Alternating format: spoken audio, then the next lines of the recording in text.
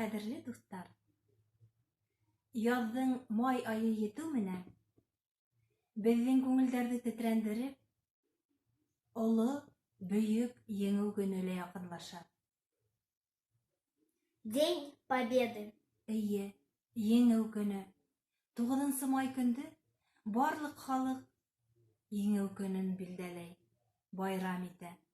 Һәм беҙ ҙә ҡыҙым Әминә менән еңеү көнөнә әҙерләнеп, өйҙә шиғырҙар ятлайбыҙ, йырҙар өйрәнәбеҙ.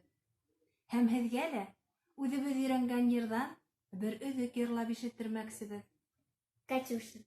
Расцветали яблони, груши, поплыли туманы над рекой. Выходила на берег Катюша, на высокий берег, на крутой.